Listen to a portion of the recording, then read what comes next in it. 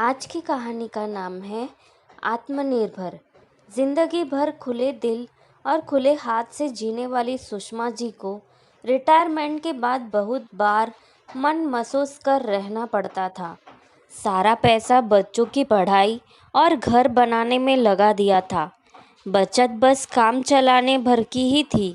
शाम को सुषमा जी जब टहलने के लिए गार्डन में गई तो उनका महिला मंडल वाला ग्रुप रामेश्वरम जाने का प्रोग्राम बना रहा था। सुषमा, तुम भी चलो हमारे साथ, रीता जी ने कहा। अरे वाह, क्यों नहीं। बहुत वर्षों से मेरा भी मन था कि मैं रामेश्वरम जाऊं। बच्चों से बात करके बताती हूँ भाभी जी। शाम को दिनेश जब ऑफिस से आया तो सुषमा जी ने बड़े उत्साह से अपनी योजना के बारे में दिनेश से चर्चा की। बेटा, मैं भी जाना चाहती हूँ। बहुत वर्षों से मेरा मन था और थोड़ा चेंज भी हो जाएगा। सुषमा जी को उम्मीद ही नहीं थी कि उन्हें ऐसा जवाब मिलेगा। मम्मी, कितना खर्च करती हो आप बेफिजूल का। कितना वाहियात आइडिया है आपके दोस्तों का। इस उम्र में घर में रहकर भजन कीर्तन करो। भगवान तो कण कण में व्याप्त है। यहाँ वहाँ जाने का क्या मतलब। सुषमा जी समझ ही नहीं पा रही थी कि दिनेश ने कैसे इस तरह का जवाब दिया उन्हें। यही दिनेश आए दिन कुछ न कुछ बहाना करके उनसे पैसे मांगता रहता था। वो जानती भी थी, फिर भी उन्होंने कभी भी कोई रोक टोक नहीं लगाई थी। आज जब दिनेश को लगा कि उसको पैसे देने पड़ेंगे तो वो बिना मतलब के बहाने बनाने लगा था। सुषमा जी ने कोई जवाब नहीं दिया और वो वहाँ से चली गई।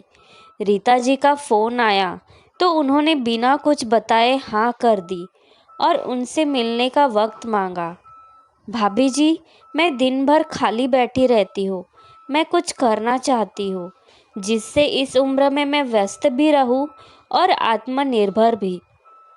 अरे वाह सुषमा, तुमने सही समय पर अपने मन की बात की। मेरे पड़ोस में सुनीता रहती है। उन्हें एक टीचर की ज़रूरत है। तुम भी एक बहुत अच्छी टीचर थी। अगर तुम फिर से क्लासेस लेना शुरू करो तो अच्छा रहेगा। क्यों नहीं भाभी, आप हाँ कर दीजिए। और भी बच्चे होंगे तो मैं ले लूँगी। अब सुषमा जी शाम को बच्चों को ट्यूशन पढ़ाने लगी। उन्होंने घर पर नहीं बताया था। धीरे धीरे बच्चे बढ़ने लगे। उनका पसंदीदा काम भी मिल गया और पैसे भी अच्छे खासे आने लगे। जब दिनेश ऑफिस जाता तो वो आसपास के घरों में की डिमांड पर एक खुद खाना बनाने का रसोई भी चलाने लगी थी, जिसमें सिर्फ वो पराठा ही बनाती थी। सुषमा जी अच्छी कुक थी तो उनके पराठे भी डिमांड में थे। उन्होंने अपने किचन का नाम रखा था घर के पराठे। एक दिन ऑफिस में अपने दोस्त के साथ दिनेश खाना खा रहा था। उसके दोस्त ने उसे खाना ऑफर किया। उसे स्वाद बहुत जाना पहचाना लगा। रवि, ये बहुत स्वादिष्ट पराठे हैं। ऐसा लग रहा है कि जैसे मेरी माँ के हाथों का है। अरे, ये पराठे मैंने पहली बार ऑर्डर किया है। कोई आंटी जी है जो रसोई चलाती है। मुझे भी नंबर देना, दिनेश बोला।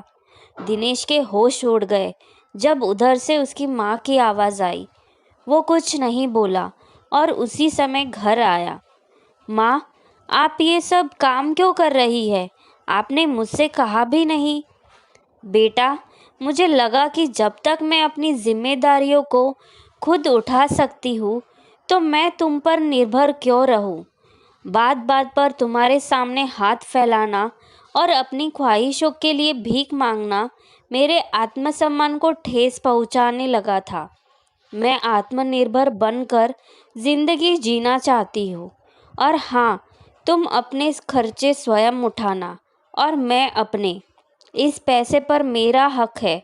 मेरी कोई भी जवाबदेही नहीं है तुमको। मैं जहाँ भी जाऊँगी तुम्हें बता दूँगी। तुम मेरी ज़िंदगी में हस्तक्षेप नहीं करना और ना ही मैं तुम्हारी ज़िंदगी में करूँगी।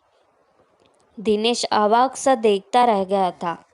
उसके पास ना तो अब सवाल करने का हक था, ना ही जवाब की उम्मीद।